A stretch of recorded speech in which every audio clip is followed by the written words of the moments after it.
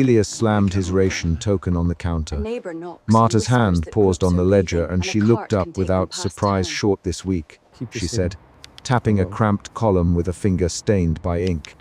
Fear pushed into Elias's posture. His shoulders tightened and his thumb rubbed the token's worn edge. He kept his voice low. Short how much, Marta? He asked, watching the ledger as if it might hide the answer in its binding. The ledger showed numbers, dates, and a neat list of deductions. Beside Elias's name, an extra line had been added that afternoon. The company's refusal of bread made the conflict concrete. Wages were not cash, they were measured, rationed, and recorded in a book that could take from a family as easily as it gave. Marta did not meet his eyes. The foreman marked extra for tools. You returned late, she said. It will come out next week. Elias felt his jaw set. The fear that had first tightened his hands shifted into a hard calculation. He counted in his head how many meals a reduction would cut. He pushed the token toward the shelf where pale loaves lay under cloth. We have a child waiting, he said. Maggie is at home. Tell me. Harrow, this was a mistake. Marta closed the ledger a fraction and then opened it again. Harrow has been clear. Her voice dropped to a flat line. No exceptions. Elias left the company store with the token still in his palm and the weight of the ledger sitting between his ribs. He walked the yard with his cap pulled low and his boots making wet prints on the cobbles. The fear in him changed shape. Suspicion first, then a rising, tight anger that made his hands clench. He rehearsed words he might say to the foreman, then shook his head and slowed his step. At the doorway of the crowded workers' room, Maggie looked up from a small kettle. The child had a blanket bunched around small knees. Maggie's face folded into a question before she spoke. How much? She asked. Elias set the token on the table and did not hide the tally. He named the missing portion and watched Maggie's mouth flatten. Maggie began listing what they could skip. Tea, extra coal on the stove, small repairs to the boots. Her voice was deliberate, counting options. We can go without the sugar, she said. I can mend the child's coat again, Elias interrupted, standing abruptly and sending a small stack of ration tickets rustling. Not sugar alone, he said. If they take this again, they'll make us keep owing. They'll write whatever they like. His hands were steady, but his breath came quicker. A new emotion surfaced, a cautious resolve that had a metallic edge. Maggie reached for his sleeve. Elias, don't talk in the yard, she whispered. Mister. Harrow hears everything. Her fingers tightened, a clear signal that the family had already learned to measure speech under scrutiny. That tightening in Maggie's hand shifted Elias's mood again from resolve to worry calculation. Speak softly, act plainly, avoid public charge. The foreman called the workforce to the yard at dusk. Men lined up in damp coats under the glare of an oil lamp. Ma. Harrow's voice did not carry blame, but it carried command. Tokens will be checked at the counter and at roll call. He announced, absence equals forfeiture. Keep your place or lose your allotment. The announcement functioned as an order and a threat. The yard's chatter fell into a hollow silence. Elias listened to Miss Harrow and felt a different turn in his chest, from private worry to the cold certainty of being watched. Other workers looked at Elias and then away. A man called Jonas muttered, they were tightening the screws, and another whispered an old complaint about ledger entries. Hands folded on the backs of coats, boots shifted in place. The yard smelled of oil, coal, and wet wool. On the walk back, Elias caught sight of a woman he knew only as Marta's niece coming out of the store, carrying a small wrapped cake. She passed Elias without greeting and her eyes slid sideways toward the store as if checking the ledger's direction. That small avoidance set off a quick exchange among the men gathered near the gate. They watch for faces that move like ours. Jonas, they make the ledger chase us home. The sentence landed like a struck bell. Inside the company store's back room, Marta hesitated before pulling a key from her pocket. She unlocked a short, narrow door that led to a shelf of ledgers and a faint smell of oil. You should not be here, she said. But she pulled out a book with a leather spine, spots of ink on the cover. The ledger was heavier than Elias expected. It closed with the sound of pages rubbed thin by hands that had turned them day after day. Marta opened the ledger and pointed. Look, she tapped a recent line where Elias's name had 2 entries. One for wages, one for a charge labeled provisions. They record every loaf and every nail, she said. If they want to, they can count that you owe them. Elias leaned in. so close he could see a smudge of coal on the margin. The discovery changed the question in his mind from whether the deduction was a mistake to whether the company intended to trap men in a continuing shortfall. Elias, who wrote that? He brushed over the ink with his thumb, and the mark left a thin streak. Marta rubbed at the page and her mouth moved without sound for a second. The clerk records returns and debts at the same time, she said finally. Mr. Harrow signs off. The ledger decides. The back room felt small and the lamp threw a quick, steady shadow over the page. When Elias left the store, the ledger's weight stayed with him like a new, small stone in his pocket. He walked to the alley where a knot of men gathered beneath a chipped wall. They compared tokens, compared notes. A man called Thomas showed a column of entries that matched a claim he'd never heard made aloud before. Voices bent low and quick. If they can call wages debt, Thomas, they can make us work until the debt is paid. Not for coin, for rations. A woman in the group, Claire, tapped the palm of her hand as if keeping an invisible ledger. Her eyes were quick and sharp. The mood shifted under the roof of the alley, suspicion blooming into anger, then into a practical fear about doors being closed and children going hungry. A quieter man, someone they called the quiet proposer, leaned forward. He had a thick scarf pulled tight, and his voice was small but clear. We leave at dawn. He said we go where no ledger follows. We take what we can carry and start again. Elias looked at the men and watched the flicker of hope pass across half their faces. The suggestion landed like a gamble. Several heads nodded once, as if testing the idea by motion alone. Jonas answered first. Where will we go with empty pockets? He said. Jonas's voice cut quickly, and then the alley filled with short lines. What about the child? Who will get the black bread? If we leave, they'll call it desertion and seize tools. The back and forth was immediate and hard. There were 4 rapid replies exchanged about provisions, routes, and risks. The discussion reminded Elias that talk alone could not feed a child at nightfall. Elias found himself speaking. We count what we have and what we can carry. He the name of a nearby village that had small farms and a sympathetic miller. If we go slow, take odd jobs, we can keep the child warm for a week. His voice was measured. Maggie's earlier hand tightening returned in his memory and calmed his tone. His words aimed to balance risk with survival. The quiet proposer folded his hands. You know the risk of guards at the gate, he said. You also know the guard counts tools and tokens. We will plan for each checkpoint. His calm made other men speak up. Claire offered a map traced on a scrap. Jonas argued about the gate schedule. Thomas suggested a decoy to draw guards away. The conversation produced practical tasks rather than promises. Elias left the alley before a full plan formed. He wanted to test the ledger again, to find any small error he could use.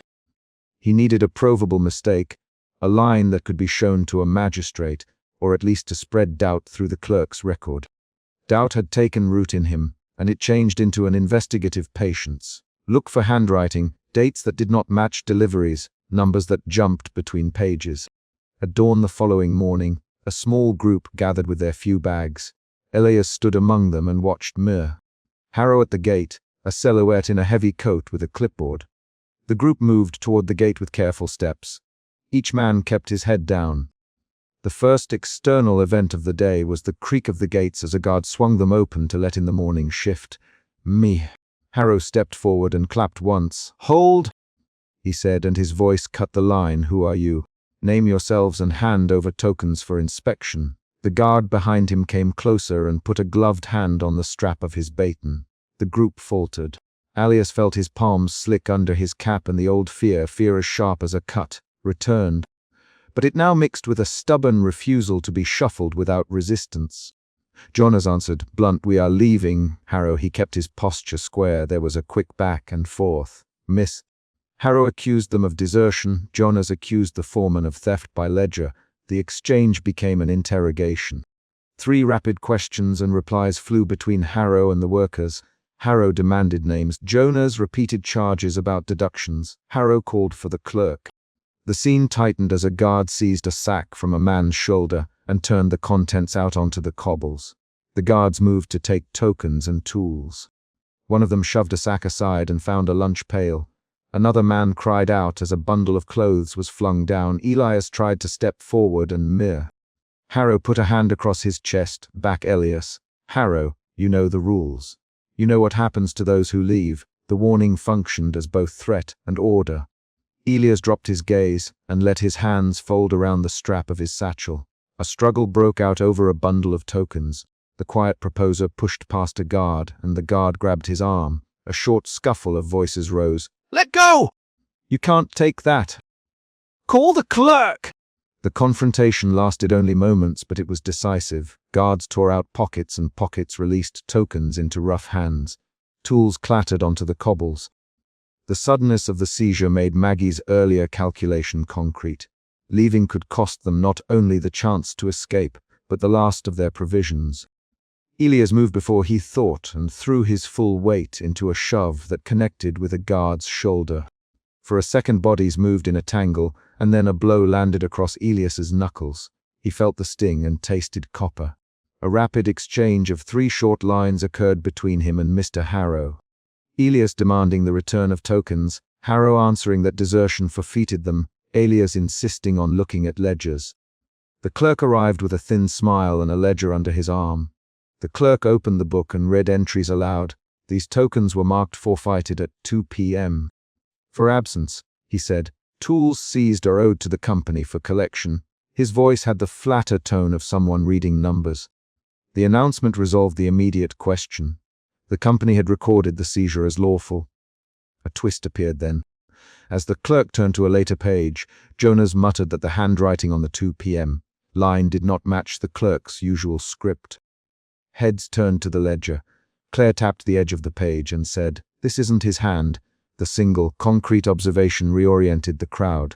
If the signature or entry had been falsified, the whole claim could be a fabrication. The twist changed how Elias understood earlier events. What looked like a standard deduction could be an instituted plan. That realization shifted his fear again, into a sharp suspicion that edged toward anger. The guard tightened his grip on the quiet proposer and Jonas raised his voice. "You can't take tools and call it law," Jonas shouted. A quick volley of accusations passed between Jonas, Mr. Harrow, and the clerk. The exchange made the yard noisy with names and short lines. You forged the page. You walked off your post. We will prove it. The heat of the argument left no time for abstract fear. Everyone acted. When Elias returned to the workers' room, his knuckles stung and his pocket contained fewer tokens than when he had left. He kept his tone steady as he entered. Maggie looked up and counted the pieces with a quick, practiced eye. He placed the rest on the table. They took the rest, he said. He did not add interpretation. He focused on what could be done with what remained. Maggie moved without complaint. She took a small loaf and placed it on the table, then broke it in half and handed each piece to Elias and the child. She folded her portion away without eating and pretended to be turning a corner of her apron. Her action was a deliberate sacrifice, and it registered as a quiet, visible gesture rather than as a statement. Elias watched her fingers tremble as she tied a scrap of cloth over a hole in the child's sleeve. Elias felt shame press against his chest at the sight of Maggie's hands. He set his jaw and folded the remaining tokens into a neat stack. "We will hide them in the attic board," he said. "We will mend and make every small thing last." His voice had a small steadiness that came from deciding one concrete course of action. The emotion in him settled into a wary acceptance mixed with a thin thread of determination to find proof in the ledger. That evening, before dusk, Elias walked back to the gate. He carried nothing but the memory of the seized tokens and a single spare. He stood where the lamplight hit the cobbles and bent to slip the spare token into the mud, tucking it half under a loose stone. The act was deliberate and small. He did not look back when he walked away. The motion served as a private signal rather than a proclamation. The chapter closed on that small action. Elias moved into the lane, his coat pulled close and his pace measured. He left a token half buried near the company gate. And the final image of him was the steady sound of his boots as he walked toward a row of low houses. The ledger's proof pressing behind his eyes, and the uncertain plan of the men waiting in the alley ahead. The messenger drove a hammered nail through the notice and into the factory gate, while Elias pushed forward from the milling crowd. Fear tightened Elias's chest and made his thumb rub the worn edge of the ration token he kept in his pocket. "What is this?" Elias demanded, stepping close to the gate where the paper flapped against iron. Workmen pressed behind him. Men and women angled for a look at the printed lines that announced new deductions and a revised ration script. Within those first sentences, the problem was visible. Fewer goods would reach hungry hands, and the ledger would record new claims against wages. Elias's fear moved him. He did not wait to think. He stepped into action. The notice named cuts and a new requirement for company, issued advances to be repaid from future rations. The crowd read aloud, voice by voice. A man near the gate spat, and the sound landed hard on the cobbles. "Elias, this can't stand." He it to the gate, to the paper, to the foreman who lingered by the yard. Foreman Harrow did not answer at once. He watched the crowd with a ledger tucked under his arm like an animal's weight. Elias recalled how, in the company store weeks earlier, he had slammed his ration token on the counter and heard Marta's quiet report.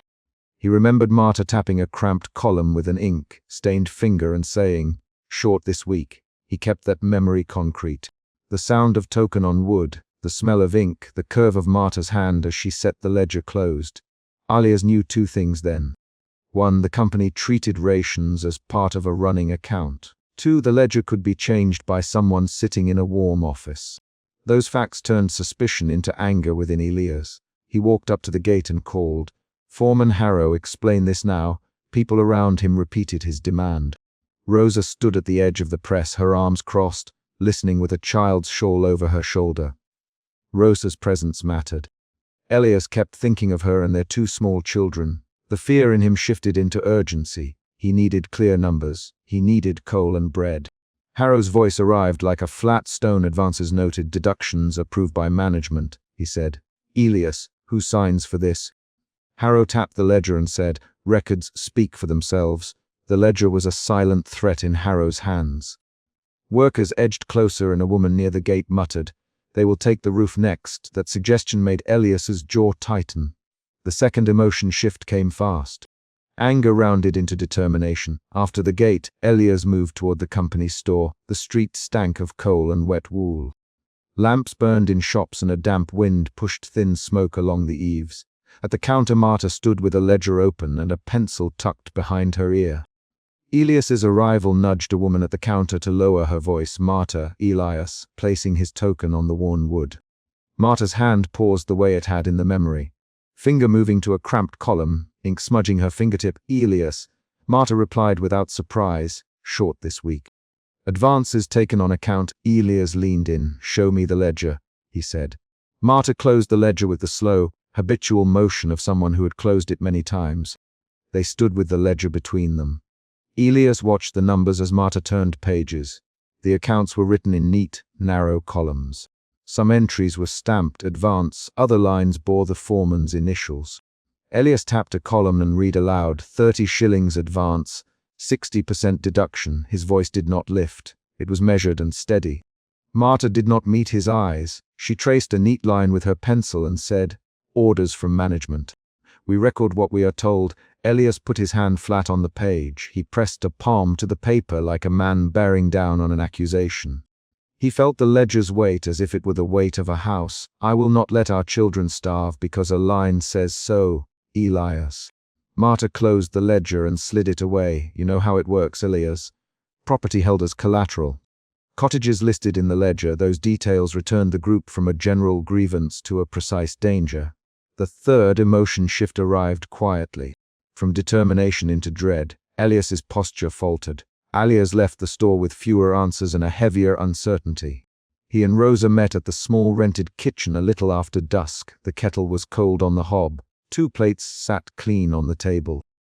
They spread the tokens and counted by hand. "Rosa, we can hide some. We can cut back for a week." She moved a coin across the table with 2 fingers. Elias rubbed his thumb along the token's seam. He remembered Marta's finger, the ink, Harrow's ledger.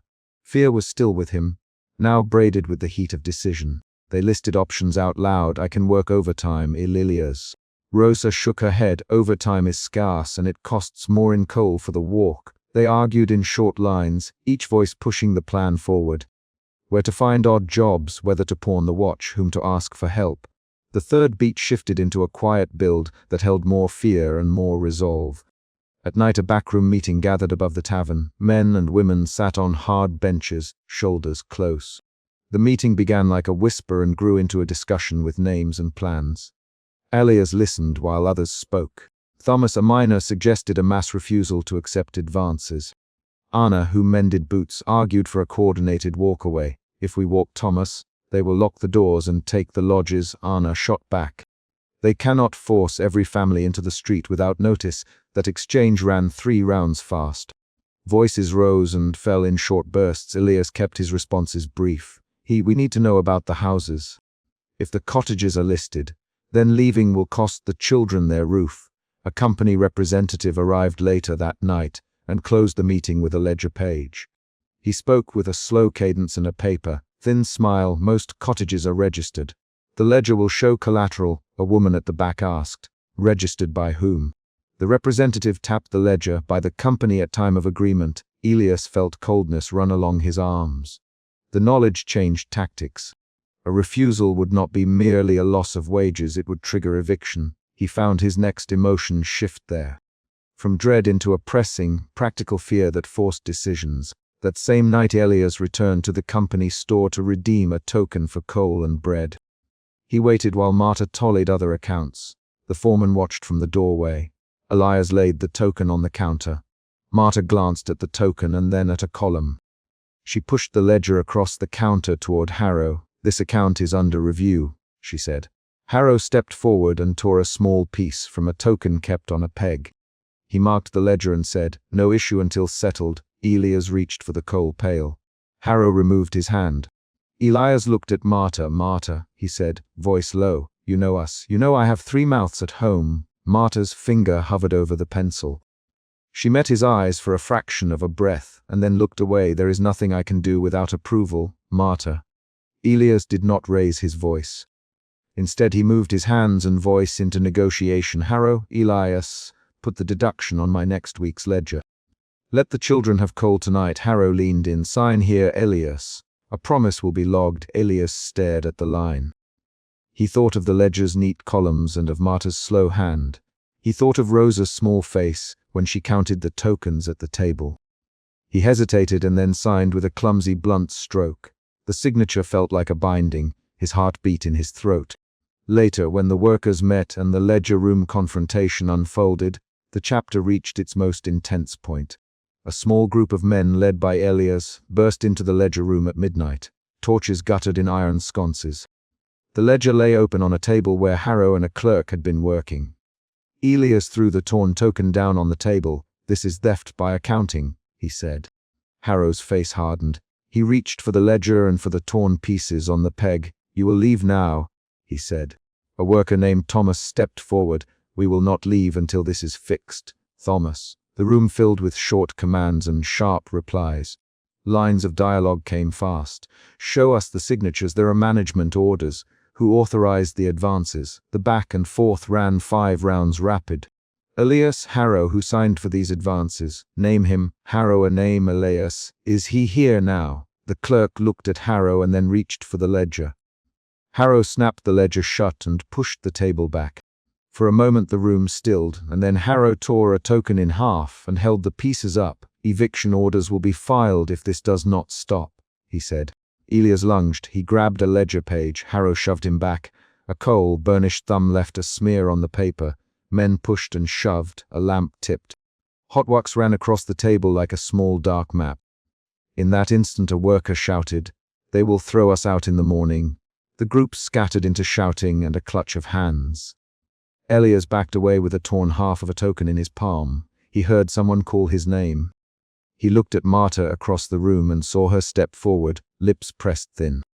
Then Harrow slung the ledger shut, reached for the ink-stained book of property, and made a note. The clerk walked to the door and stepped outside as if to fetch an officer. The confrontation ended with no clear victory. Some men fled the yard to avoid summons. Others lingered, afraid to return home without food. Elias left the company office carrying nothing but knowledge. The ledger could be changed, names could be moved, houses recorded as collateral.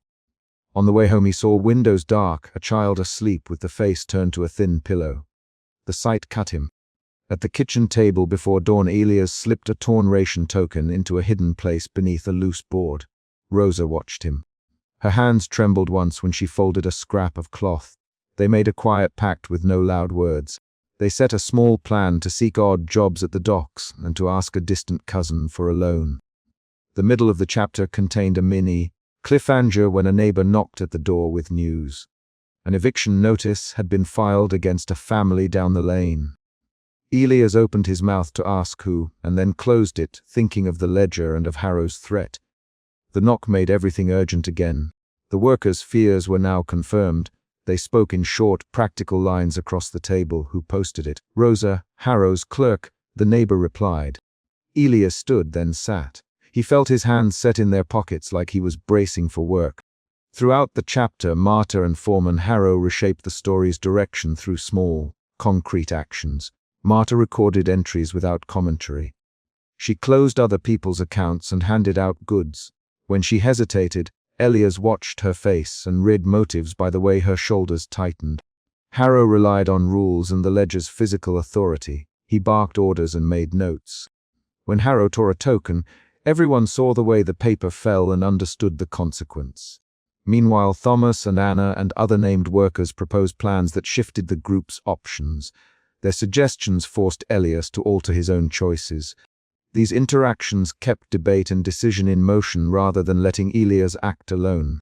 By the final scenes, the immediate danger had not disappeared, but a fragile order had formed. Elias and Rosa left the kitchen at dawn. They carried what little food remained. They locked the door and walked past a yard where a woman packed what she could into a wooden chest. Elias put a hand on Rosa's shoulder. We will try the docks today. Rosa nodded. I will ask the widow at number 12 for work. They moved down the lane with steps measured and deliberate. The ledger had not been rewritten in their favor, but they had not been made destitute that night. The chapter resolved its central confrontation. The workers had forced a response, and the company had shown its mechanism for control. The ledger remained closed and the threat of eviction remained real, but the community had learned the ledger's rules. Elias had learned to read columns and to test who in the town recorded which line. He had seen Marta hesitate, and he had seen Harrow use a torn token as a threat. Those concrete moments changed how Elias would act next. Not with noise, but with specific targeted steps. The final paragraph ends in a small, concrete movement.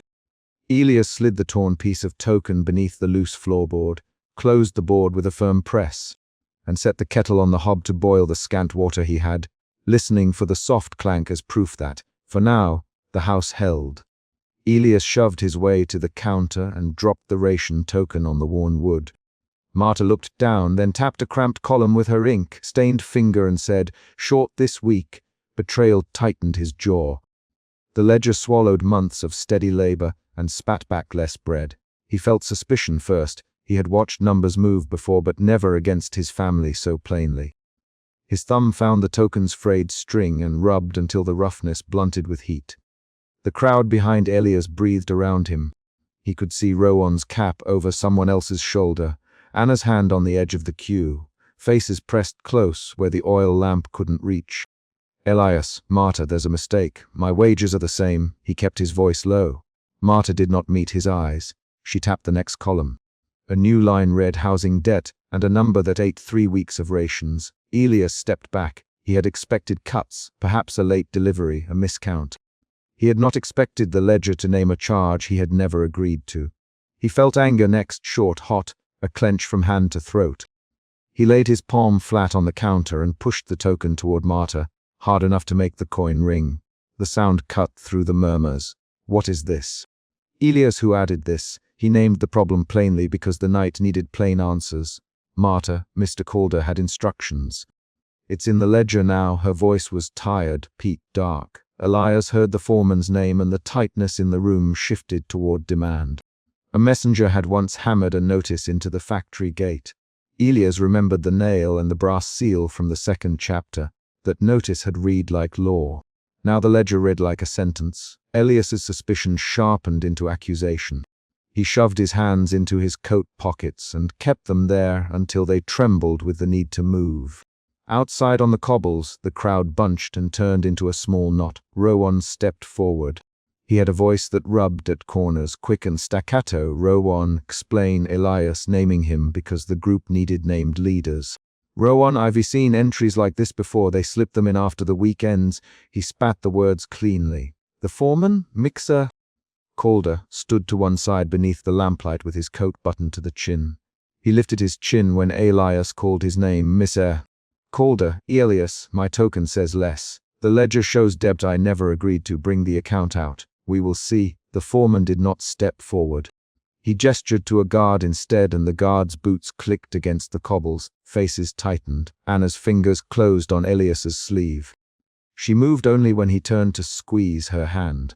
The first external event arrived when the foreman led the small group to his cramped office by lamplight. Marta watched from the shop doorway, the ledger under lamps pool, pages splayed. Elias pushed the office door open, and the odor of ink and tobacco met him. He felt the second emotional turn.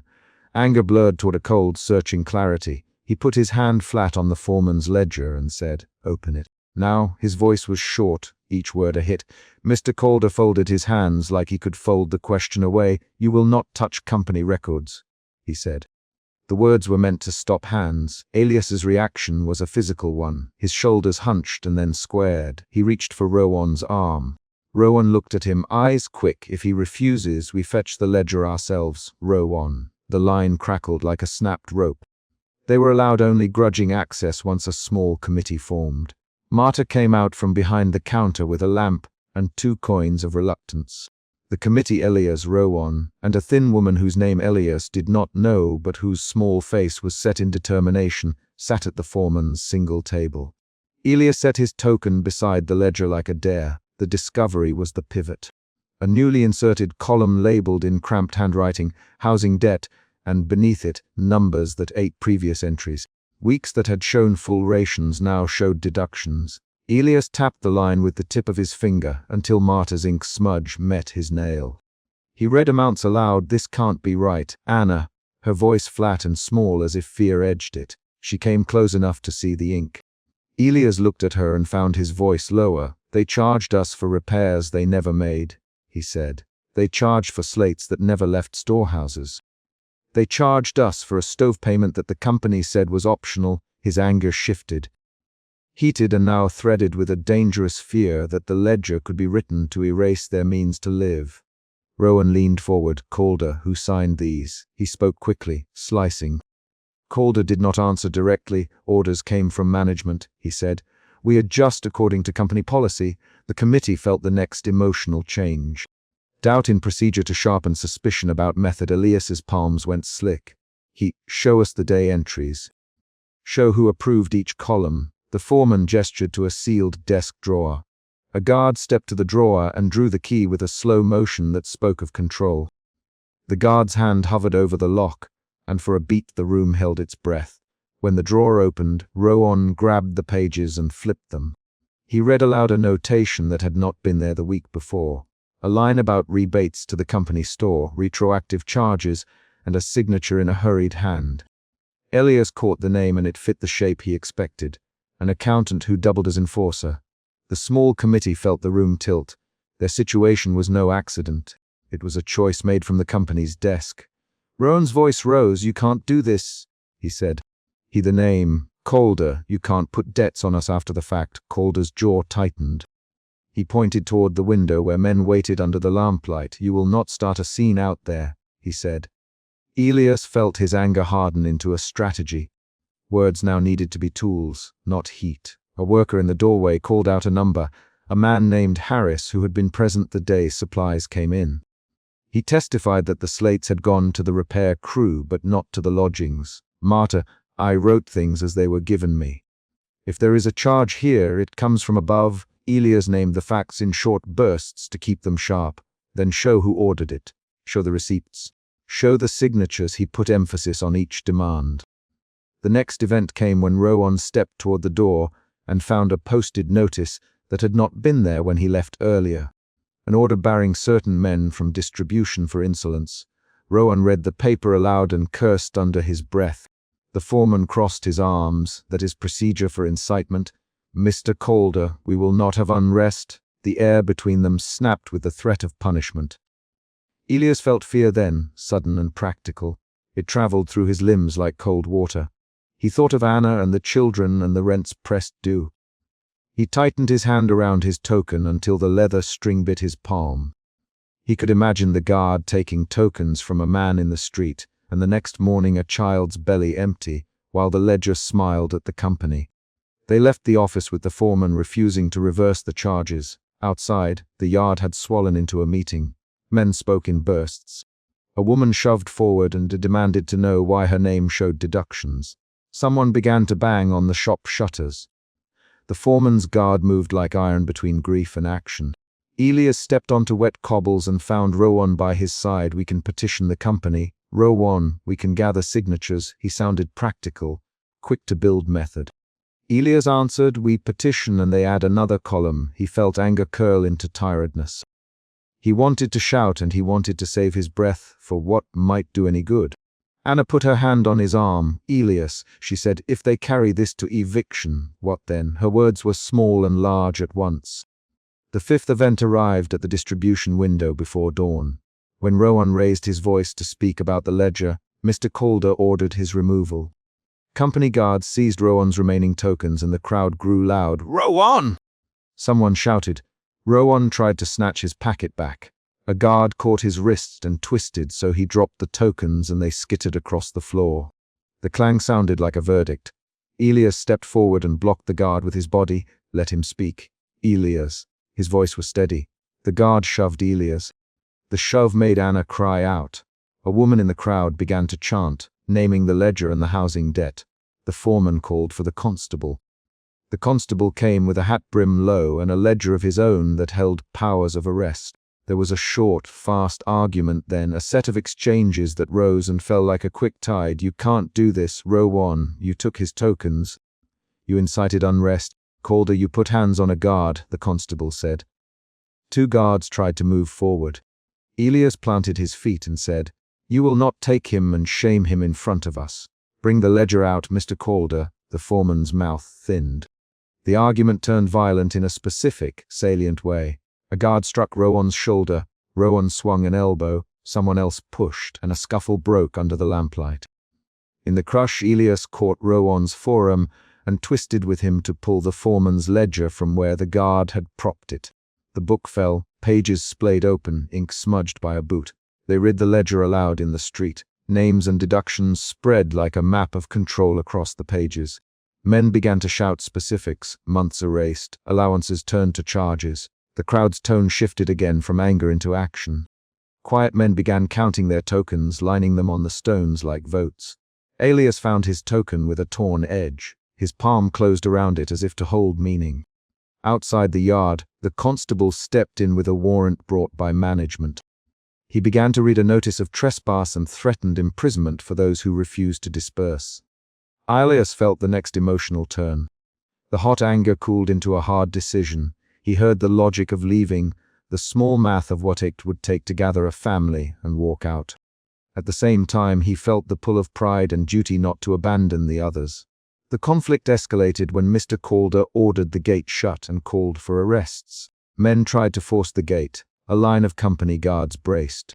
For a moment everything became precise, the slam of a wooden bar, the scrape of boots on cobbles, the chant growing thin as the constable read names from a list. Rowan pushed and was pushed back. He shouted, we sign nothing. We walk out if you won't fix this. He sounded like a man daring a net to close. A physical struggle erupted as guards seized the ledger and began to write names of those to be punished. Elias moved closer, trying to keep hands off the book but keep it in view. A guard swung a baton. Someone in the crowd pushed the guard back. The constable tried to calm the men by reading the law. Elias turned and saw Anna near the doorway, face pale with a small child behind her skirt. He walked back and gripped her hand because leaving would mean deciding the child's morning meal. Then a twist came that changed how Elias read earlier events. Marta slipped forward and spoke to the constable in a low voice. She produced a small receipt, folded and grimy, showing a payment the company had credited against store goods but which bore an accountant's stamp that did not match the foreman's name. Marta, This was in the back of the ledger. It was signed by accounts on the 1st of the month. Her voice was steady. Elias stared at the paper. The signature matched a man who had been posted as a friendly clerk in the company office, someone Anna exchanged pleasantries with when she collected coal. The revelation shifted suspicion from a faceless policy to a deliberate bookkeeping choice by named officials. Elias felt a new emotion open, betrayal reshaped by clarity into something that could be named and confronted. He allowed, who ordered the retroactive charge. Marta looked at Mr. Calder. Mr. Calder looked at the guard. The guard looked away. The crowd's reaction went from scattered shouts to a focused demand. "Show us who signed it." Rowan, he sounded ferocious and precise. "Meh." Calder folded himself and said, "I was following orders." The word landed like a hammer onto the ledger. Elias felt his throat tighten. He turned his face away to keep from saying a name that might end with 2 words. Eviction notice. The confrontation's peak arrived at the gate when Elias led a small number to force the ledger returned and the deduced rations restored. Men locked arms. A guard drew his baton. The constable moved to stand between the two. For a handful of seconds, a physical struggle focused every motion. The ledger was wrested from the guard's hand. A man was pushed into the gate. A shout split the air. Elias grabbed the ledger and screamed, "Read it!" "Read it now." His shout cut the night. Mr. Calder lunged to wrest the ledger back. Hands closed on paper. The ledger tore along the spine where a guard's boot had caught it. Tokens slipped from pockets and scattered. The constable called for calm and then for names again. The physical noise became a test. Could a torn book undo a company's long reach? Elias's skin felt raw with the strain of the struggle. The immediate fallout happened quickly. A woman who had been in the queue tried to carry her child away and was tripped by a guard's boot. A few men were pulled and forced to sign statements that made them forfeit their remaining tokens. Rowan was taken aside briefly, his wrist bruised where the guard had held it. Marta clutched the torn ledger and backed into her shop, sobbing low and hard enough to be heard over the clink of metal. Elias moved between the shop and the gate, watching faces as people made quick decisions. Decisions scattered through the morning. Some families packed what they could and left before the constable read names. Others bowed and signed papers promising to forfeit tokens in return for staying. Elias nearly got his name called. A constable shoved toward him and then paused when a neighbor vouched that Elias had been speaking calmly. He was not arrested. He left with a ledger page tucked under his arm and a torn ration token in his pocket. Back in their small room, the light from the street lamp sloped across a thin table. Anna unfolded a crust of bread and watched Elias' feet set by the door. He placed the torn token on the table and rubbed its edge until the leather fuzzed. "Anna, if we go, where do we go?" Her voice had a line of fear that became a plan. Elias answered with the kinds of details that made leaving both possible and real. "We take the iron pail, the blanket, the watch, and the satchel. We take only what will fit on 2 arms." He named items because naming unmade things made them less frightening. Anna listed the children, their small clothes, the single pot. She folded the pot's cloth and put it into Elias's satchel. They argued then, in short bursts and quick lines, about whether to stay and fight or to leave with a small chance at steady bread elsewhere. "Anna, if we stay, the children might be cold and hungry next week." "Elias, if we leave, we might find work and stop feeding the company." He looked at Anna and found a softer, steadier voice. "I will not let them take your name off the ledger without a fight," he said. She responded, "Then fight by being sensible." Pack light, the exchange tightened the shape of their choice. A neighbor's knock came before dawn. She had children and was all in dark, moving like a shadow that had learned to keep quiet. They were rounding up statements at the gate. She whispered, "Some men signed to keep their rooms. Others have left. We can share a cart to the market outside town." The news was small and sharp. External events again drove the narrative choices. Elias sat on the windowsill facing the lamplit street. His torn token lay beside his knee. He thought of Marta's ink, stained finger, and the accountant's illegible signature. He remembered the messenger's hammered nail and the foreman's folded hands. The chapter's emotional arc had moved from suspicion to anger to fear, and then to a clear, grim resolve. He felt the last shift.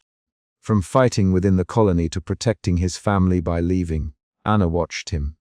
She could see the lines around his mouth that had deepened over these weeks. She packed the lunch pail. Take only what must be fed today. Leave the chest. We can sell the rest on the way. Elias nodded. He moved with deliberate calm now, naming each item aloud as he put it into the satchel so Anna could count: boots, cap, satchel, watch, he said, blanket, pail, token. Each named thing became an action. At the doorway, Elias paused. He took the torn ration token and folded it between two fingers. He did not speak of hope or destiny. He did not promise revolution. He simply said, "When they come for names, tell them we were here. Tell them that the ledger took our bread." His voice held a small, steady honesty that would be the record outside any document. Then he did a concrete thing. He slipped the torn token into a small pocket of his coat and closed the room door quietly behind him. Anna met him with a parcel wrapped in oilcloth. The last paragraph of the night was not a speech. It was a step. Elias set one foot down onto the landing, then the other, and pulled the door shut to the hum of the waking street. The sound of the latch closed the chapter's immediate choice. They left before the youngest woke. The lamplight washed the wet street in hard gold. Elias walked with the satchel over his shoulder and Anna close with the child's small hand in her own. At the corner, Rowan paused and met Elias's eyes. He pressed something into Elias's palm, a folded page torn from the ledger that Marta had hidden. "Rowan, if you must go, take the page. It names those who signed it." Elias nodded and slid the paper into his coat beside the token. The last action in the room was the latch. The last action on the street was a step. Elias walked away with two objects in his pocket: a torn ration token and the ledger page that named men who had put debt upon them. Those objects would do different work.